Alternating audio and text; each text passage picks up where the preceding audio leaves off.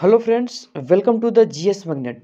Friends, आज के इस वीडियो में हम लोग जो आपका बिहार पुलिस मद निषेध 689 सीटों के लिए जो आपका एग्ज़ाम होने वाला है, इसके लिए हम लोग आज के इस वीडियो में इंडियन ज्योग्राफी यानी कि भारत के भूगोल संबंधित प्रश्नों को कवर करेंगे, जिसमें आपको 40 कंप्लीट प्रश्न कवर कराया जाएगा और 40 के आंसर के साथ साथ आपको आज से सभी प्रश्नों का डिस्कशन भी दिया जाएगा।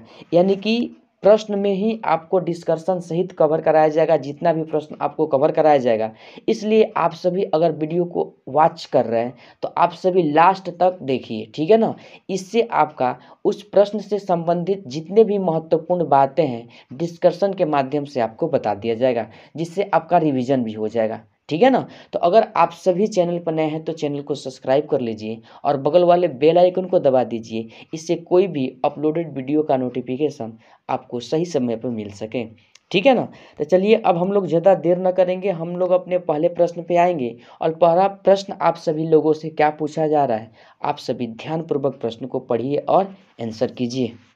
तो देख लीजिए, आज के सेशन का आपका पहला प्रश्न कह रहा है कि पाक जलडमरू मध्य तथा मन्नार की खाड़ी द्वारा निर्मित संकरे समुद्री जलमार्ग के कारण इनमें से कौन सा देश भारत से अलग होता है। देखिए, आप सभी लोगों को बता देना है कि पाक जलडमरू और मन्नार की खाड़ी से कौन सा देश अलग होता है।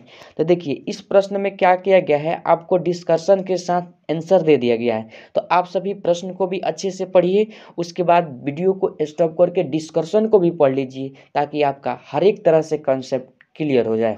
तो देखिए, इस प्रश्न के लिए आपका सही जवाब ऑप्शन नंबर सी हो जाएगा, श्रीलंका।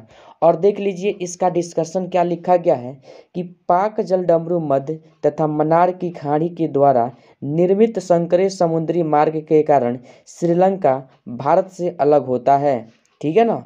आगे कह रहा है कि पाक जलडमरू मध्य बंगाल की खाड़ी को दक्षिण पश्चिम में मन्नार को खाड़ी से जोड़ता है। इसकी चौड़ाई लगभग 53 से 80 किलोमीटर है, ठीक है ना।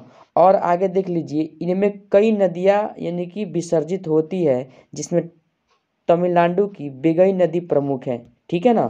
इस प्रश्न को आप सभी अच्छे से पढ़ लीजिए, इसका डिस्कशन देख लीजिए कितना अच्छा दिया गया है।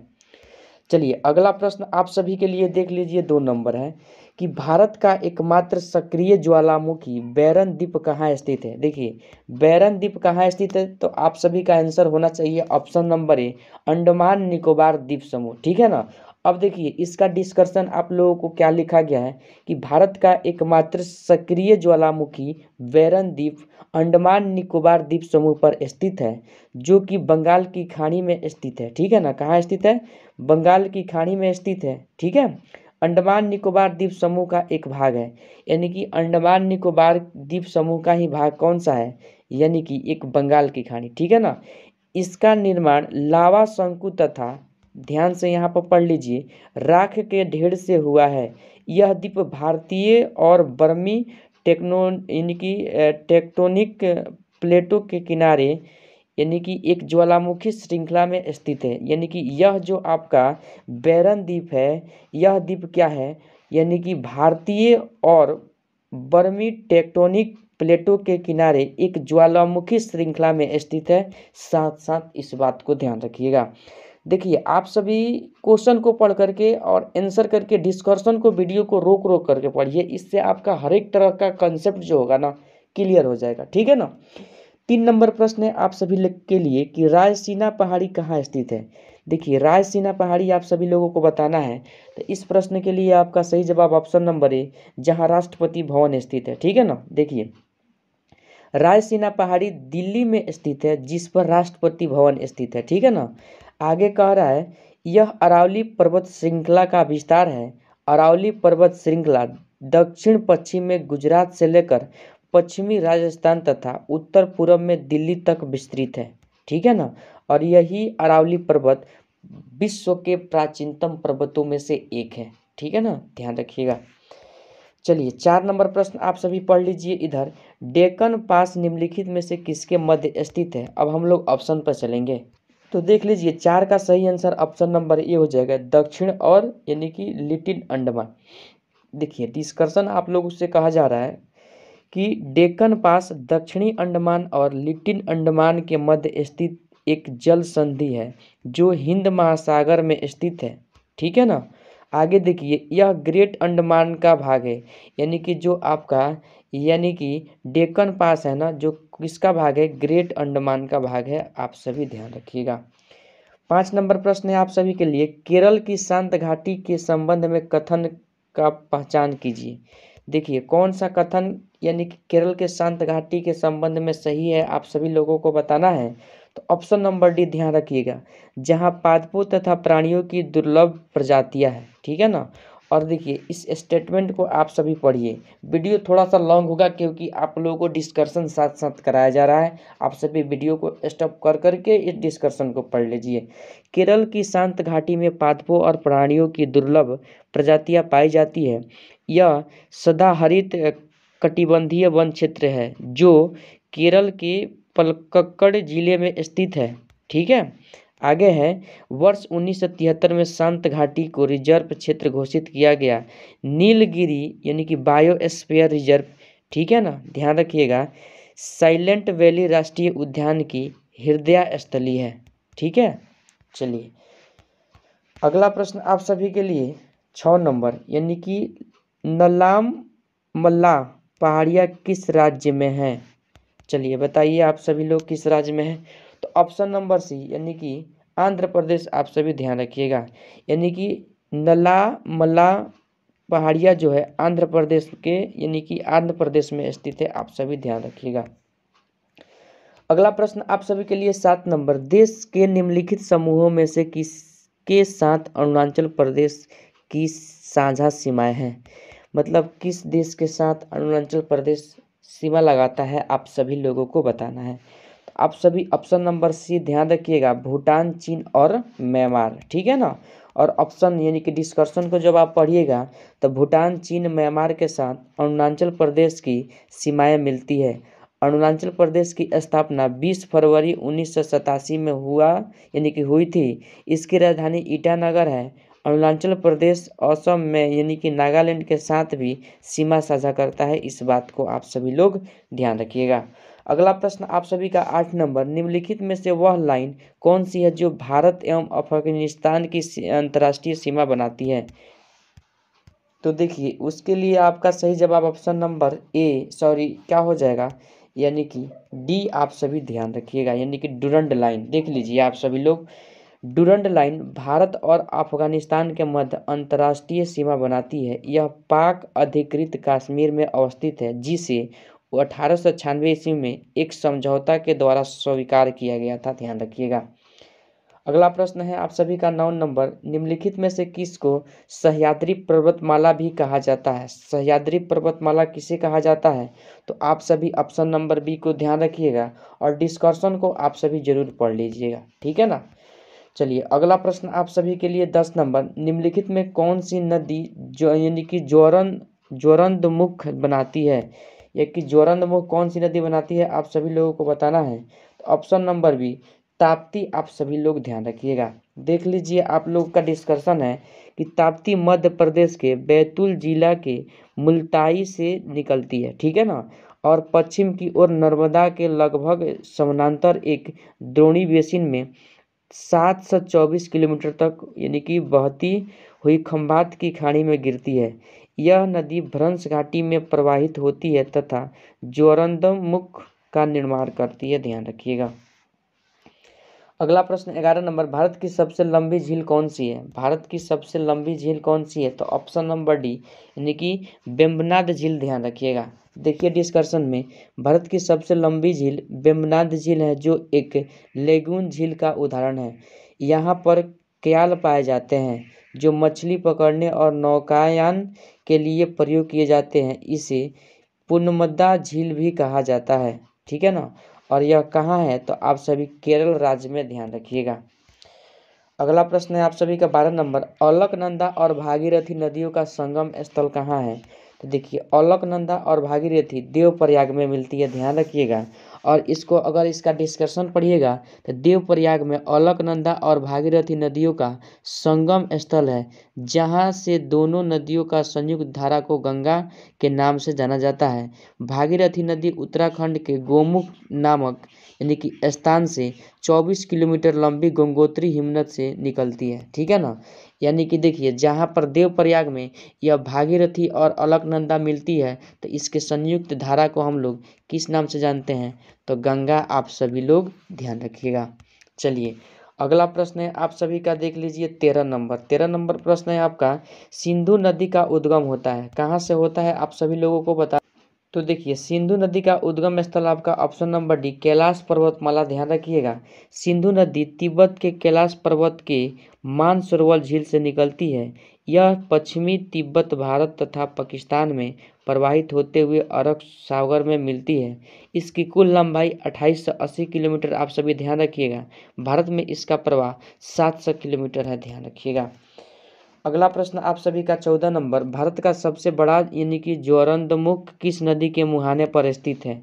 इस बार नदी पर पूछा गया है तो ऑप्शन नंबर सी यानी कि नर्मदा नदी। ध्यान रखिएगा और भारत के पश्चिम में प्रवाहित होने वाली नदी नर्मदा नदी के मुहाने पर सबसे बड़ा ज्वरंतमुख स्थित है। यह नदी विंध्या एवं सतपुड़ा पर्वत के बीच भ्रंश घाटी से होकर प्रवाहित होती है, जो खंभात की खाड़ी में जाकर के क्या होती है, मिल जाती है। आप सभी डिस्कशन को पढ़ लीजिए एक बार। ठीक है ना।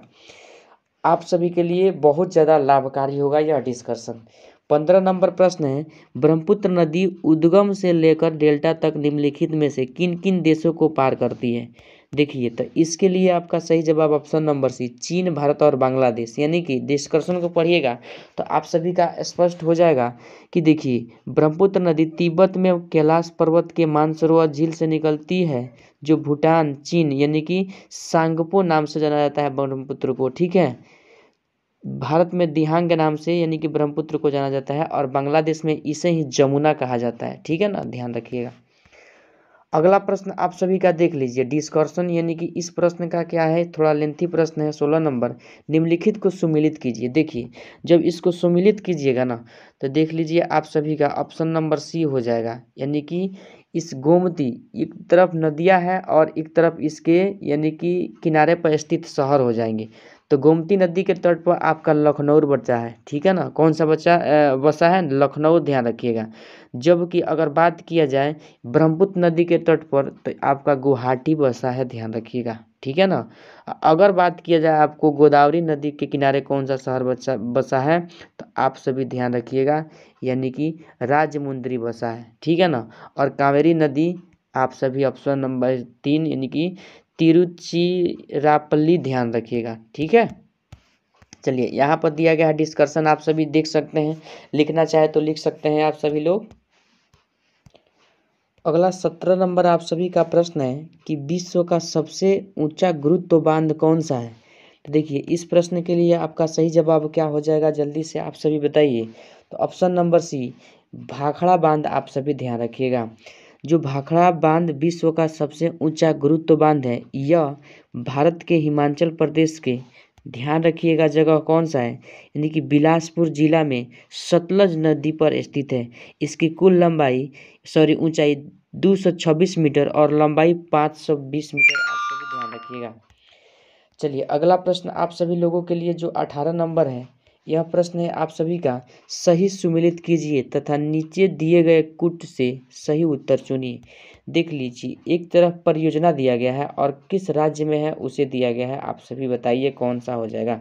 देखिए आपका हीराकुंड जो परियोजना है वह उड़ीसा राज्य में स्थित है। आप सभी ध्यान रखिएगा। ठीक है ना। अगर बात किया जाए आपका यानी कि हल्दिया रिफाइनरी तो यह आपका पश्चिमी बंगाल में है। ध्यान रखिएगा।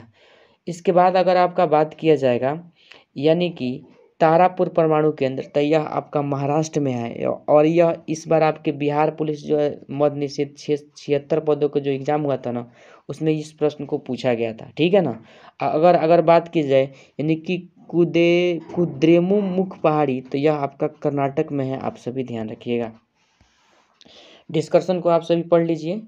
चलिए अगला प्रश्न आप सभी का 19 नंबर है, क्षेत्रफल की दृष्टि से भारत का सबसे छोटा राज्य कौन सा है। देखिए क्षेत्रफल की दृष्टि से अगर भारत का छोटा राज्य का बात किया जाए तो ऑप्शन नंबर ए गोवा हो जाएगा, जबकि बड़ा राज्य आप सभी लोग ध्यान रखिएगा राजस्थान हो जाएगा।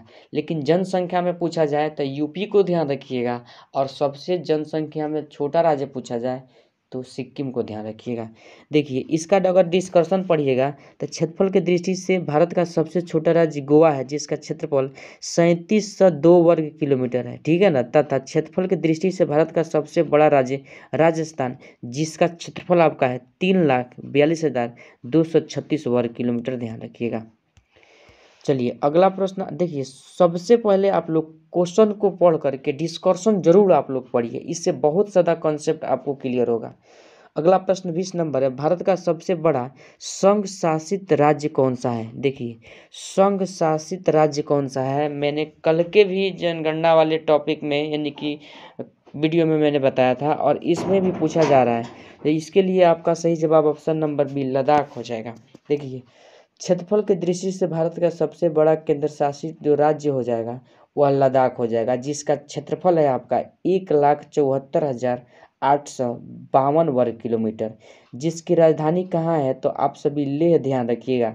इसके बाद क्रमशः जम्मू कश्मीर, अंडमान निकोबार, दिल्ली, दमन दीव और दादर नगर हवेली, पुडुचेरी, चंडीगढ़ तथा लक्षद्वीप का स्थान आता है। आप सभी साथ साथ इसे भी ध्यान रखिएगा। अगला प्रश्न आप सभी लोगों का 21 नंबर, भारत में सबसे कम जनसंख्या किस राज्य में है। तो अभी मैंने ऊपर ही बताया है सिक्किम, आप सभी लोग ध्यान रखिएगा। तो देख लीजिए इसके लिए आपका सही जवाब ऑप्शन नंबर सी सिक्किम हो जाएगा, ठीक है ना। जब डिस्कशन को आप सभी पढ़िएगा तो जनगणना 2011 के अनुसार भारत में सबसे कम जनसंख्या वाला राज्य सिक्किम है, जिसका जनसंख्या 6,10,577 तथा सबसे अधिक जनसंख्या वाला राज्य उत्तर प्रदेश है, जिसका जनसंख्या 19.98 करोड़ है। आप सभी ध्यान रखिएगा।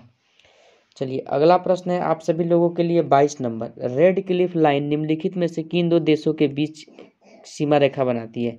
तो देखिए रेड क्लिफ जो है ना आपका ऑप्शन नंबर डी भारत और पाकिस्तान को ध्यान रखिएगा। जब डिस्कशन को पढ़िएगा तो रेड क्लिफ लाइन यानी कि रेखा भारत और पाकिस्तान की सीमा बनाती है ठीक है ना, जिसका निर्धारण 17 अगस्त 1947 को भारत विभाजन के बाद सर सिरिल रेडक्लिफ के द्वारा रेखा का यानी कि यह रेखा निर्धारित की गई थी। देखिए पढ़िए डिस्कशन को यहाँ पर, सर सिरिल रेडक्लिफ, ठीक है ना, इस नाम को भी ध्यान रखिएगा। चलिए अगला प्रश्न आप सभी लोगों के लिए 23 नंबर, भारत की जलवायु पर निम्नलिखित में से किसका प्रभाव नहीं पड़ता है। देखिए अगर आप सभी लोग को प्रभाव नहीं का बात किया जाए तो ऑप्शन नंबर क्या यानी कि बी गल्फ महासागरीय धारा को ध्यान रखिएगा। बाकी मानसून, भूमध्य का सानिध्य और हिंद महासागर का अस्तित्व, इस सब का प्रभाव पड़ता है, जबकि ऑप्शन नंबर बी गल्फ महासागरीय धारा का प्रभाव नहीं पड़ता है। और ज़्यादा आप लोगों को जानकारी के लिए इस डिस्कशन को पढ़िए कि भारत की जलवायु पर गल्फ महासागरीय धारा का प्रभाव नहीं पड़ता है, जबकि मानसून, भूमध्य रेखा की स्थिति तथा हिंद महासागर की स्थिति का प्रभाव भारतीय जलवायु पर क्या होता है, पड़ता है। आप सभी लोग पढ़ लीजिए इसको।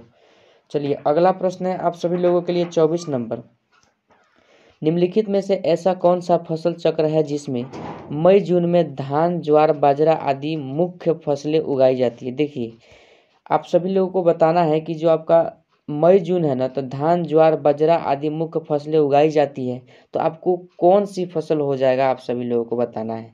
तो देखिए उस समय आप ध्यान रखिएगा ऑप्शन नंबर यानी कि सी खरीफ फसल, ठीक है ना, यानी कि वर्षा ऋतु में ज्वार, बाजरा और धान की फसलें उगाई जाती है, इसे क्या कहा जाता है, खरीफ फसल। और जून जुलाई में इसे बोया जाता है और सितंबर से अक्टूबर तक इसे क्या किया जाता है, काट लिया जाता है। और हाल ही में जो आपके 76 पदों के लिए बिहार पुलिस मद्य निषेध का एग्जाम हुआ था, उसमें इस प्रश्न को पूछा गया था कि निम्नलिखित में से कौन से फसल जो है खरीफ फसल है या रबी फसल है। तो खरीफ फसल चावल, ज्वार, बाजरा, रागी, मक्का, जूट, मूंगफली। आप देखिए अगला प्रश्न आप सभी का 25 नंबर, निम्नलिखित में से कौन से राज्य में वन क्षेत्र सबसे कम है। तो ऑप्शन नंबर डी हरियाणा को ध्यान रखिएगा। कितना है, तो 3.52%, ठीक है। आप सभी लोगों का अगला प्रश्न 26 नंबर है, भारतीय वनस्पति सर्वेक्षण यानी कि बॉटनिकल सर्वे ऑफ इंडिया का मुख्यालय कहाँ स्थित है, आप सभी लोगों को बताना है।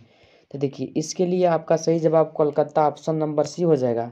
भारतीय वनस्पति सर्वेक्षण भारत सरकार के पर्यावरण एवं मंत्रालय के अधीन एक शीर्ष अनुसंधान संगठन है, ठीक है ना। आगे देखिए, जिसकी स्थापना 13 फरवरी 1890 में की गई थी। इसका मुख्य उद्देश्य देश में वास्तविक संसाधनों और आर्थिक गुणवत्ता वाले पौधों की पहचान करना है, ठीक है। साथ साथ डिस्कशन भी बार बार बोल रहा हूँ, पढ़ते चलिएगा। क्षेत्रफल की दृष्टि से निम्नलिखित भारतीय राज्यों में सबसे अधिक वनाच्छादित किस राज्य में है। देखिए, वन सबसे अधिक किस राज्य में है। इस प्रश्न को आपके मध्य निषेध जो 76 पदों के लिए एग्जाम हुआ था उसमें पूछा गया था। ऑप्शन नंबर सी मध्य प्रदेश को ध्यान रखिएगा और डिस्कशन को पढ़िएगा। तो मध्य प्रदेश क्षेत्रफल की दृष्टि से भारत का सबसे अधिक वन क्षेत्र वाला राज्य है।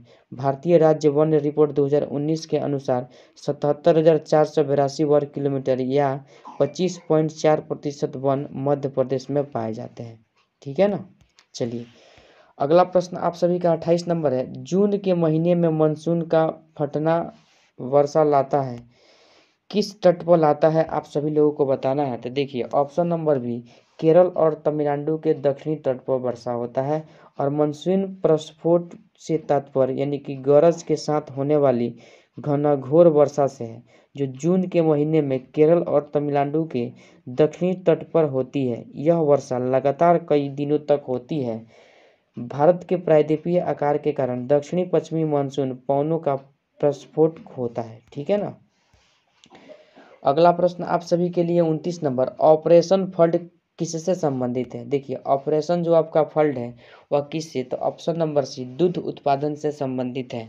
ऑपरेशन फ्लड का संबंध दूध उत्पादन में वृद्धि से है, जिसके लिए डॉक्टर वर्गीज कुरियन यानी कि कुरियन थे इसे जनक डॉक्टर वर्गीज कुरियन थे इसे श्वेत क्रांति के नाम से भी जाना जाता था या जाना जाता है, जिसका आरंभ 1970 के दशक में हुआ था। वर्तमान में भारत में दूध उत्पादन 165.4 मिलियन टन प्रतिदिन है, जबकि प्रति व्यक्ति दूध उपलब्धता 355 ग्राम है।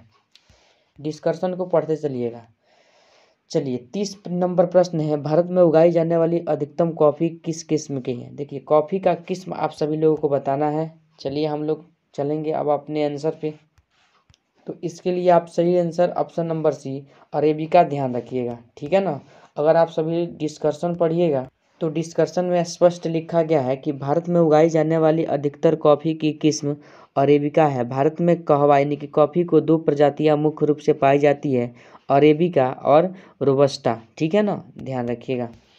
चलिए, अगला प्रश्न आप सभी का 31 नंबर, गेहूं की खेती के लिए निम्नलिखित में से क्या आवश्यक है।